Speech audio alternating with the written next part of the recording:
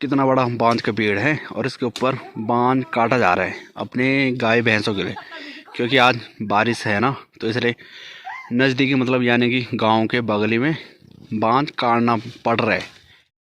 इतना ही निकालिए कि और भी निकालना है? अभी नहीं हो बांज। लगता है बारिश खतरनाक लगने वाली है भाई, और जो कि आज काफ़ी ज़्यादा ढोल दवाएं पहुंच रहे हैं।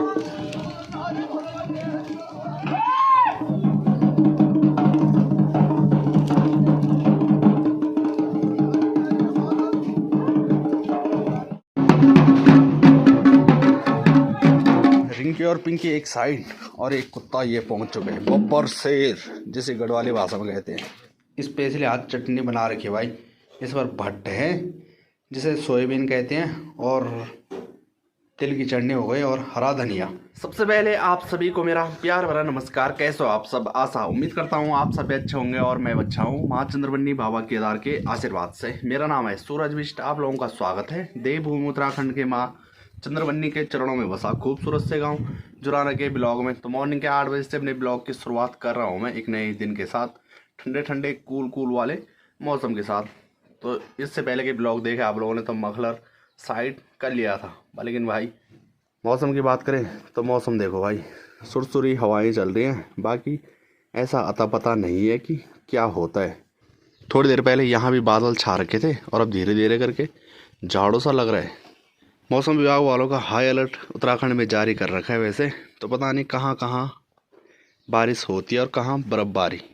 तो फाइनली बारिश भी शुरू हो चुकी है। फरवरी महीने की, जनवरी के महीने तो हल्की फुल्की बारिश हुई, और इस टाइम जो कि बूंदाबांदी तो हो रही है। तो देखते हैं कैसा और क्या क्या होता है भाई। बर्फ़बारी हो जाए एक बार की ना, मज़ा आ जाएगा। क्या लग रहा है आपको, बारिश बर्फबारी होगी कि नहीं होगी? मुश्किल लग रहा है। बूंदाबांदी तो हो ही रही है। मुझे लग रहा है सुरकुंडा साइड बारिश हो रही है, नहीं हो रही वहाँ सामने। लगता है बारिश खतरनाक लगने वाली है भाई, और जो कि आज काफ़ी ज़्यादा ढोल दवाएं पहुँच रहे हैं माता की जात लेकर।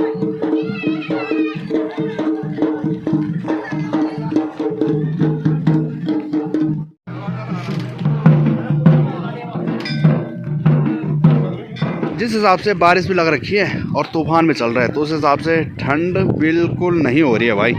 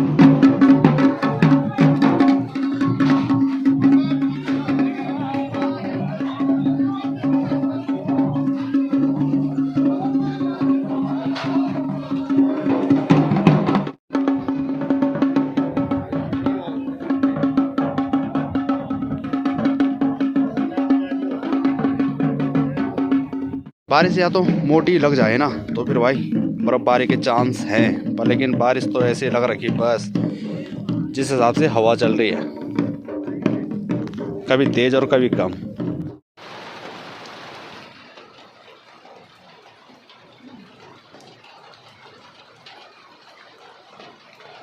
और जो कि अब आग पानी सेका जा रहा है भाई, क्योंकि अब ठंड काफ़ी ज़्यादा बढ़ने लग चुकी है। और जो अगर बारिश ऐसे लगी रहेगी थोड़ा बहुत ही, तो फिर रात के टाइम तक बर्फ़बारी भी पड़ सकती है। इंतज़ार है बर्फ़बारी का। ये देखो जी, कितना बड़ा बांज का पेड़ है और इसके ऊपर बांज काटा जा रहा है अपने गाय भैंसों के लिए, क्योंकि आज बारिश है ना, तो इसलिए नज़दीकी मतलब यानी कि गांव के बगली में बांज काटना पड़ रहा है। और अगर पहले की बात रही थी ना, यानी कि पहले के समय की, तो भाई किसी ने भी इतने नज़दीक पर बांध नहीं कटवाना था, क्योंकि गांव वालों का बांध खुलता था 6 महीने बाद या फिर 7-8 महीने बाद, इस तरह से, यानी कि यहाँ सामने के जंगलों पर लेकिन अब तो ऐसा है कि लोगों के पास गाय भैंसे नहीं है, तो इसलिए अब जहाँ मर्जी वहाँ बांध काट डालो। और अगर बात करें आज के जनरेशन की लेडीज़ों की ना, गाँव में तो बहुत सारे हैं, पर लेकिन पेड़ के ऊपर चढ़ना हर किसी को नहीं आता है। ये देख सकते हैं कि भाभी जी यहाँ से आ रही हैं, तो उनके लिए बांध मिल चुका है, तो वो बांध लेकर चले। और ये चाचा जी हैं, तो ये हैं डलखा, गढ़वाली भाषा में कहें तो। एकमात्र हमारे गांव में से ना, इनको किसी भी पेड़ के ऊपर चढ़ा दो, बस ये चढ़ने को राजी हो जाते हैं। डर नहीं लगता है क्या तुम्हें? है वो कह रहे कि डर नहीं लगता है। इतना ही निकालिए कि और भी निकालना है? अभी नहीं हो बांझ, दूसरे पेड़ में इसे से निकालो ऊपर है।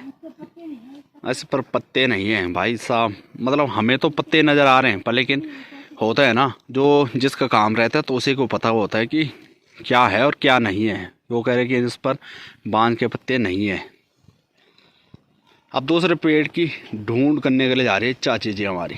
और मौसम भी अब इंसानों की तरह बदलने लग चुका है भाई। जैसे इंसान होते हैं ना, तो बोलते कुछ और करते कुछ और है, तो वैसे ही यहाँ का मौसम भी ऐसे ही हो चुका है भाई।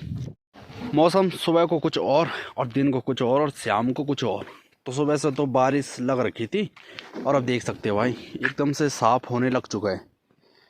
और हमारे बुजुर्ग कहते हैं, जैसे जो शाम की और रात की बारिश होती है ना, तो काफ़ी ख़तरनाक होती है, पर लेकिन नहीं, यहाँ तो मुश्किल ही होगी। अब आसमान भी एकदम साफ़ होने लग चुका है, और जो अगर रात के टाइम बारिश होती है ना, तो फिर ज़्यादा चांस थे बर्फ़बारी के, पर लेकिन नहीं, यहाँ तो मुश्किल ही लग रहा कि बर्फ़बारी होगी भी। चाची इससे पहले इस वाले पेड़ पर थी, और अब दूसरे पेड़ पर चढ़ चुकी है।